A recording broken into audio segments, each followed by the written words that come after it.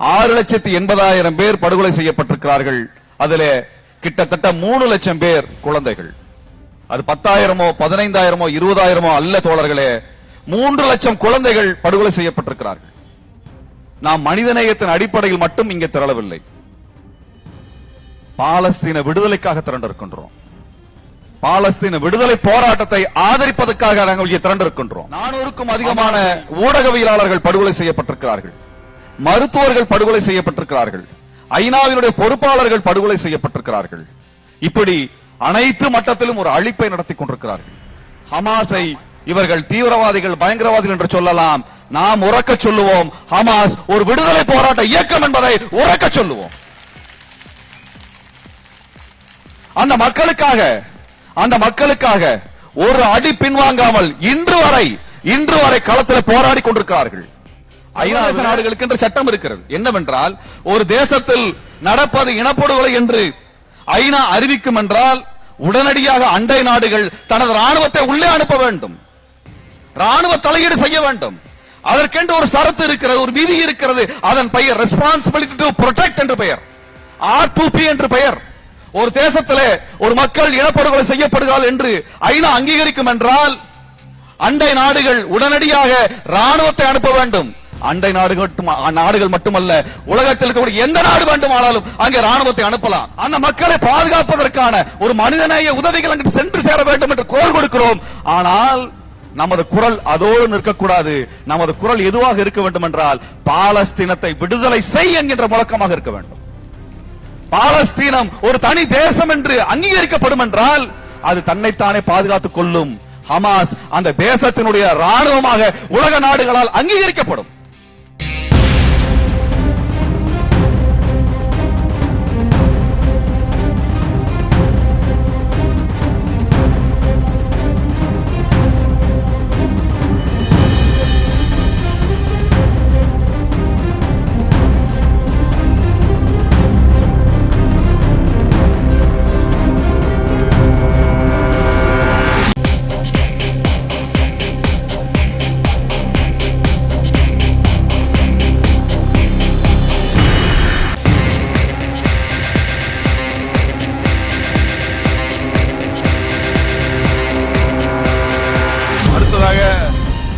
மே 17 இயக்கத்தின் தோழர் திருமுருகன் காந்தி அவர்கள் உரையாற்றுவார்.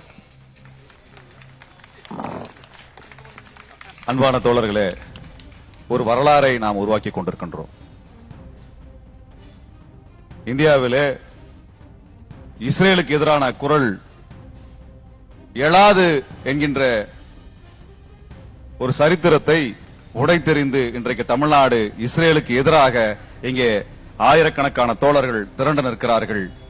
இப்பேற்பட்ட ஒரு எழுச்சிமிக்க பேரணியிலே பங்கெடுத்திருக்கக்கூடிய, நாங்கள் பெரிதும் மதிக்கக்கூடிய பாராளுமன்ற உறுப்பினர் எழுச்சி தமிழர் தோழர் தொல் திருமாவளவன் அவர்களுக்கும், இந்த நிகழ்விலே பங்கெடுத்து தொடர்ச்சியாக தமிழினத்தினுடைய உரிமைகளுக்காக போராடி கொண்டிருக்கக்கூடிய சட்டமன்ற உறுப்பினர் தோழர் ஜவாஹிருல்லா அவர்களுக்கும், மற்றும் திரையுலக கலைஞர்கள் இந்த நிகழ்வில் எங்கள் குரல் பதிவு செய்ய வேண்டும் என்று இங்கே பங்கெடுத்த தோழமைகளுக்கும், பல்வேறு இயக்கங்களை சார்ந்த ஆளுமைகளுக்கும் எங்களது நன்றிகளையும் வணக்கங்களையும் தெரிவித்துக் கொள்கிறோம்.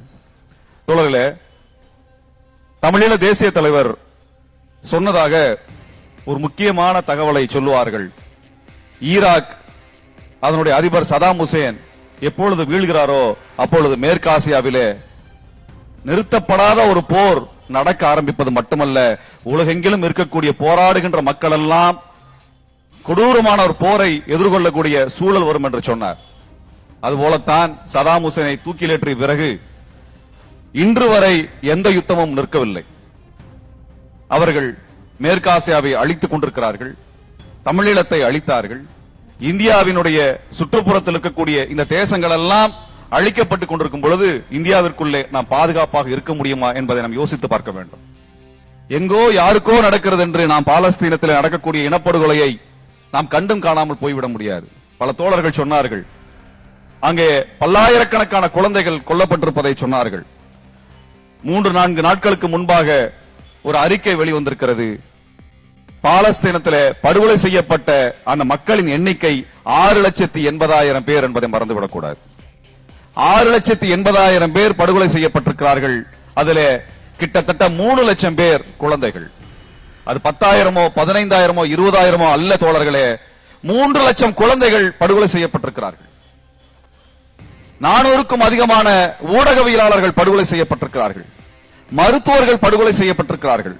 ஐநாவினுடைய பொறுப்பாளர்கள் படுகொலை செய்யப்பட்டிருக்கிறார்கள். இப்படி அனைத்து மட்டத்திலும் ஒரு அழிப்பை நடத்தி கொண்டிருக்கிறார்கள். நாம் மனிதநேயத்தின் அடிப்படையில் மட்டும் இங்கே திரளவில்லை. பாலஸ்தீன விடுதலைக்காக திரண்டிருக்கின்றோம். பாலஸ்தீன விடுதலை போராட்டத்தை ஆதரிப்பதற்காக நாங்கள் இங்கே திரண்டிருக்கின்றோம். ஹமாஸை இவர்கள் தீவிரவாதிகள், பயங்கரவாதிகள் என்று சொல்லலாம். நாம் உறக்க சொல்லுவோம், ஹமாஸ் ஒரு விடுதலை போராட்ட இயக்கம் என்பதை உறக்க சொல்லுவோம். அந்த மக்களுக்காக ஒரு அடி பின்வாங்காமல் இன்று வரை களத்தில் போராடி கொண்டிருக்கிறார்கள். ஐநாவிலே இதுவரை ஐநா வரலாற்றில் இல்லாத அளவிற்கு ஒரு இனப்படுகொலை நடந்து கொண்டிருக்கும் பொழுது ஐநா என்றைக்கும் அறிக்கை வெளியிட்டதில்லை. முதல் முறையாக பாலஸ்தீனத்தில் நடப்பது ஒரு இனப்படுகொலை என்று அறிக்கை வெளியிட்டிருக்கிறார்கள். ஐநாவின் அறிக்கை 1.5 ஆண்டுகளுக்கு முன்பாக வந்திருக்க வேண்டும். பிரான்சிஸ்கா அல்பனீஸ் என்று சொல்லப்படக்கூடிய ஐநாவினுடைய பாலஸ்தீனத்திற்கான சிறப்பு அதிகாரி 1.5 ஆண்டுகளுக்கு முன்பே அங்கு ஒரு இனப்படுகொலை நடந்து கொண்டிருக்கிறது என்று அறிக்கை கொடுத்தார். தோழர்களே, மறந்து விடாதீர்கள். 2009 தமிழீழத்தில் இனப்படுகொலை நடந்து கொண்டிருந்த பொழுது மார்ச் மாதம் 2009 ஆண்டிலே மார்ச் மாதம் 8ஆம் தேதி அங்கே இலங்கை அரசு அந்த மக்களை கொத்து கொத்தாக கொலை செய்து கொண்டிருக்கிறார்கள். ஒரு நாளைக்கு 800 - 1200 பேர் படுகொலை செய்யப்படுகிறார்கள் என்று ஐநாவிற்கு அறிக்கை வெளியிட்டு ஐநா அதை அங்கீகரித்து அங்கே ஒரு போர்க்குற்றம் நடந்து கொண்டிருக்கிறது, இலங்கை அரசு ஒரு குற்றம் செய்து கொண்டிருக்கிறது என்கின்ற ஊடக செய்திக்கு தயாராகி கொண்டிருக்கும் பொழுது அன்றைய இந்திய அரசு அதை தடுத்து நிறுத்தியது. நினைவில் வைத்துக் கொள்ளுங்கள். 2009 ஆண்டு மார்ச் மாதம் 8ஆம் தேதி ஐநாவில் வெளியாக இருந்த அந்த அறிக்கையை ஒருவேளை இந்தியா தடுக்காமல் இருந்திருந்தால் அந்த இனப்படுகொலையை நாம் தடுத்திருக்கலாம். ஈழத்தினுடைய அழிவை நாம் தடுத்திருக்க முடியும். அப்படிப்பட்ட தடைகள் எல்லாம் அன்றைக்கு வந்தன. பாலஸ்தீனத்துக்கும் அதே தடைகள் வந்தன. 1.5 ஆண்டுகள் கழித்து இன்றைக்கு அறிவித்திருக்கிறார்கள், அங்கே இனப்படுகொலை நடந்திருக்கிறது என்று அறிவித்திருக்கிறார்கள். ஐநா ஒரு இடத்தில் இனப்படுகொலை நடக்கிறது என்று அறிவித்தால் என்ன செய்ய வேண்டும் என்று பொறுப்பு இருக்கிறது, அனுப்ப வேண்டும். இப்படி ராணுவ தலையீடை செய்யக்கூடாது என்கின்ற நோக்கத்திற்காக அப்படி ராணுவ தலையீடை செய்கிறார் என்றால் அதற்கு எதிராக போர் புரியதற்கு நாங்கள் தயாராக இருக்கிறோம் என்பதற்காக ஒரு தரைப்படை நகர்வை இஸ்ரேல் 2 நாட்களாக நடத்தி கொண்டிருக்கிறது. 2 நாட்களாக நடத்தி கொண்டிருக்கிறது. நடந்து கொண்டிருப்பதை நாம் புரிந்து கொள்வோம். சர்வதேச நாடுகளின் படை ஒருவேளை இறங்கும் என்றால் உலகத்தின் எந்த நாட்டு படை வேண்டுமானாலும் இன்றைக்கு பாலஸ்தீனத்தில் இறங்கி அந்த போரை நிறுத்த முடியும், இஸ்ரேலை திருப்பி அடிக்க முடியும். அதற்கு சர்வதேச சட்டம் அனுமதித்து விட்டது. சர்வதேச சட்டம் அனுமதித்து விட்டது. இன்றைக்கு இஸ்ரேல் மீது ஒரு நாடு திருப்பி அடிக்கும் என்றால் அது சர்வதேச சட்டத்தின்படி குற்றம் அல்ல, குற்றம் அல்ல. ஐநாவினுடைய இந்த இனப்படுகொலை என்கின்ற அறிவிப்பு சரித்திர முக்கியத்துவம் வாய்ந்தது. அப்படிப்பட்ட சமயத்தில் தான் நாம் ஆயிரக்கணக்கில் இங்கே திரண்டு இருக்கிறோம் தோழர்களே. இதை விட வேற என்ன வேண்டும்? இதை விட வேற என்ன வேண்டும்? இன்றைக்கு பாலஸ்தீனத்திற்குள்ளாக சர்வதேச படைகள் நுழைய வேண்டும். நமது முழக்கம் அதுவாகத்தான் இருக்க வேண்டும். தொடர்ந்து மக்கள் கொலை செய்யப்படுகிறார்கள், குழந்தைகள் படுகொலை செய்யப்படுகிறார்கள். அவர்களுக்காக குரல் கொடுக்கிறோம். ஆக நமக்கு தேவை ஒரு விடுதலை போராட்டத்திற்கான ஆதரவு. விடுதலை போராட்டத்திற்கான ஆதரவு. தமிழீழத்தில் இந்த இனப்படுகொலை நடந்த சமயத்தில் தமிழ்நாடு என்ன சொன்னது? தமிழ்நாடு என்ன சொன்னது? நாங்கள் விடுதலை புலிகளோடு நிற்கிறோம் என்று தமிழ்நாடு சொன்னது. விடுதலை புலிகள் எங்கள் ரத்தம் என்று தமிழ்நாடு சொன்னது. கோவை ராமகிருஷ்ணன் அவர்கள் இருக்கிறார்கள். அன்று ஈழத்துக்கு செல்லுகின்ற அந்த ஆயுத வண்டிகளை எல்லாம் அடித்து நொறுக்கிய ஒரு மாபெரும் போராளி வீரன் இங்க இருக்கின்றார். தமிழகத்தில் நடக்கக்கூடிய இனப்படுகொலை தடுப்பதற்கான அனைத்து போராட்டத்தையும் நடத்திய தோழர்கள் இங்கு இருக்கிறார்கள். தோழர் திருமாவளவன் அவர்கள் இங்கு இருக்கிறார்கள். எண்ணற்ற அமைப்புகள் இங்கு இருக்கின்றன. ஆக தோழர்களே, தமிழ்நாடு தெளிவாக இருந்தது. ஈழத்தில் கொல்லப்படுகின்ற தமிழர்களுக்காக மட்டும் நாம் போராடவில்லை, தமிழீழம் விடுதலையாக வேண்டும் என்பதற்காக நாம் போராடி இருக்கின்றோம். தமிழீழம் விடுதலையாக வேண்டும் என்கின்ற முழக்கத்தை வைத்திருக்கிறோம். இந்திய அரசு விடுதலை புலிகளை தடை செய்கிறோம் என்று சொன்ன பொழுதும் கூட தமிழ்நாடு ஒரு காலத்திலும் பின்வாங்காமல் நாங்கள் விடுதலை புலிகளை ஆதரிக்கிறோம் என்று சொன்னது இன்றும் சொல்லுகிறது, இனிவரும் காலத்திலும் சொல்லும் தோழர்களே. அதே போலத்தான் ஹமாஸை நாங்கள் ஆதரிக்கிறோம். ஏனென்றால் ஹமாஸ் ஒரு விடுதலை போராட்டம். ஹமாஸை பயங்கரவாதி என்று சொல்லுகின்ற எந்த தேசமும் ஒரு பயங்கரவாத தேசம் தான் தோழர்களே. எந்த தேசமும் ஹமாஸை பயங்கரவாதி என்று அறிவிக்கக்கூடிய எந்த தேசமும் ஒரு பயங்கரவாத தேசம் தான். இனப்படுகொலை தடுப்பதற்காக ஹமாஸ் போராளிகள் இருக்கிறார்கள். நேற்று முன்தினம் ஹமாஸ் ஒரு அறிக்கை வெளியிட்டிருக்கிறது. என்ன வெளியிட்டிருக்கிறது? காசாவிற்குள் இஸ்ரேலின் படை வரும் என்றால் அதுதான் அவர்களுடைய சமாதியாக இருக்கும் என்பதை நாங்கள் உறுதி செய்யாமல் இந்த மண்ணிலிருந்து வெளியேற மாட்டோம் என்று சொல்லியிருக்கிறார்கள். அது அவர்களது மண், அவர்களது தாய்மண். அந்த மண்ணை விட்டு அவர் ஒரு காலம் வெளியேற மாட்டார்கள். ஒரு காலம் வெளியேற்ற முடியாது. அந்த மண்ணை விட்டு ஒரு காலத்தில் வெளியேற முடியாது. மண்ணுக்காகத்தான் போராடுகிறோம். இந்த மண்ணுக்காகத்தான் போராடி கொண்டிருக்கிறோம். இந்த மண் தான் நமது இனத்தை, நமது குலத்தை, நமது நாகரிகத்தை, நமது மொழியை வளர்த்தெடுத்தது. மண்ணை ஒருவன் ஆக்கிரமிக்கும் பொழுது உயிரை கொடுத்தாவது நாம் நிலத்தை, நமது தாய்நாட்டை மீட்க வேண்டும் என்கின்ற போரில, விடுதலை போரில இருக்கக்கூடிய எந்த போராளிக்கும் தமிழன் துணை நிற்பான், குரல் கொடுப்பான். அன்பானவர்களே, இன்றைக்கு பாலஸ்தீனத்தில் நடக்கக்கூடிய போராட்டத்தை எல்லாம், அதற்கு ஆதரவாக நடக்கக்கூடிய போராட்டத்தை எல்லாம் நடத்தி காட்டிய இனம் தமிழினம், நடத்தி காட்டிய இனம் தமிழினம். இன்றைக்கு ஐரோப்பிய நாடுகள், இதர சர்வதேச நாடுகளில் இருந்து 44 நாடுகளில் இருந்து படகுகளை எடுத்துக்கொண்டு, உணவுப் பொருள்களை எடுத்துக்கொண்டு காசாவை நோக்கி சென்று கொண்டிருக்கிறார்கள். ஒரு 20 வயது சிறுமி, 20 வயது இளைஞராக மாறிய, போராளியாக மாறிய கிரேட்டா துன்பர்க் என்கின்ற அந்த போராளி சிறுமி, அவர் 14 வயதிலிருந்து போராடி கொண்டிருக்கிறார். மாணவியாக இருந்த காலத்திலிருந்து, குழந்தையாக இருந்த காலத்திலிருந்து போராடி கொண்டிருக்கக்கூடிய அந்த கிரேட்டா துன்பர்க் இரண்டாவது முறையாக, முதல் முறை காசாவிற்குள் சென்ற பொழுது இஸ்ரேல் அரசு அவரை கைது செய்தது. இரண்டாவது முறை நுழைந்தால் நாங்கள் அவரை பயங்கரவாத சட்டத்தின் கீழ் சிறைப்படுத்துவோம் என்று இஸ்ரேல் மிரட்டியும் கூட கிரேட்டா துன்பர்க் அங்கே சென்று கொண்டிருக்கிறார். 50 படகுகள் சென்று கொண்டிருக்கின்றன. 40 நாடுகளிலிருந்து சென்று கொண்டிருக்கிறார்கள். நாமும் அனுப்பியிருக்கின்றோம். வடங்காமன் என்கின்ற உதவி பொருள் கொண்ட அந்த படகை தமிழீழத்திற்கு இனப்படுகொலை நடந்த பொழுது அனுப்பி இருக்கக்கூடிய இனம்தான் தமிழினம். இன்றைக்கல்ல, 16 ஆண்டுகளுக்கு முன்பு அனுப்பியது. 16 ஆண்டுகளுக்கு முன்பு அனுப்பியது. நாம் போராடுகின்ற இனம் தோழர்களே, பாலஸ்தீனத்துக்காக நாம் நடத்துகின்ற இந்த போராட்டம் என்பது வெறும் பாலஸ்தீன மக்களுக்காக மட்டுமல்ல, உலகம் முழுவதும் இந்த பாலஸ்தீன மக்களை அழிப்பதற்காக ஒன்று கூடியிருக்கக்கூடிய ஏகாதிபத்தியங்களை உடைத்து நொறுக்குவதற்காக நாம் நடத்துகின்ற போராட்டம். பாலஸ்தீன போராட்டத்தை பற்றி நாம் அனைத்து இடங்களிலும் பேச வேண்டும், அனைத்து மட்டங்களிலும் பேச வேண்டும். அதற்காகத்தான் பெரியாரிய உணர்வாளர் கூட்டமைப்பு இந்த மாபெரும் எழுச்சி மிகுந்த இந்த கூட்டத்தை உருவாக்கி இருக்கிறது. இன்றைக்கல்ல, 2018 அன்றைக்கு தந்தை பெரியாரை இழிவுபடுத்துகின்ற வகையிலே பலர் பேசினார்கள். சங்கிகள் பேசினார்கள், சிலையை உடைப்போம் என்றார்கள், காவி சாயத்தை ஊற்றினார்கள், போலி தமிழ் தேசியவாதிகள் பெரியாரை இழிவுபடுத்தினார்கள். அன்றைக்கு நாங்கள் சொன்னோம், கருஞ்சட்டை படை திரண்டு வரும் என்று சொன்னோம். 2018 30,000க்கும் மேற்பட்ட தோழர்கள் கருஞ்சட்டையோடு திரண்டு திருச்சியில திரள என்றோமே, அந்த திரட்சி தான் தமிழ்நாட்டில் இந்த பெரியாருக்கு எதிரான சக்திகளினுடைய வாயை அடக்கியது. அந்த வழியில் வந்து சொல்லுகின்றோம், இந்திய அரசு இஸ்ரேலோடு இருக்கக்கூடிய உறவுகளை துண்டித்து விடு, இஸ்ரேலோடு எந்த உறவையும் வைத்துக் கொள்ளக்கூடாது.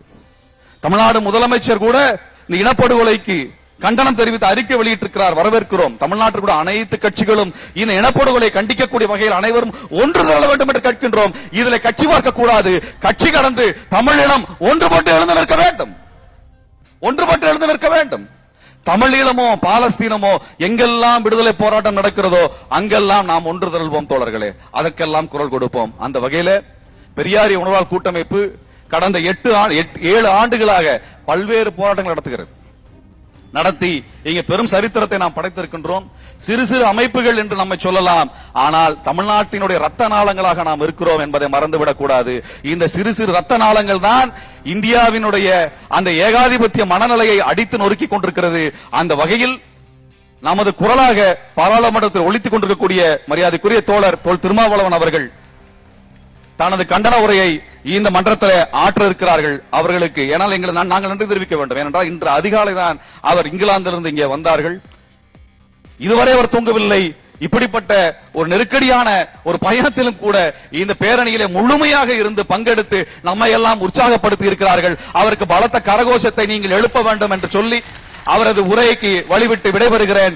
தோழர்களே, தந்தை பெரியார் நமக்கு வழி கொடுத்திருக்கிறார். அந்த வழியிலே போராடுவோம். பாலஸ்தீனம் வெல்லும், தமிழீழம் வெல்லும். பாலஸ்தீனம் வெல்லும், தமிழீழம் வெல்லும். நன்றி.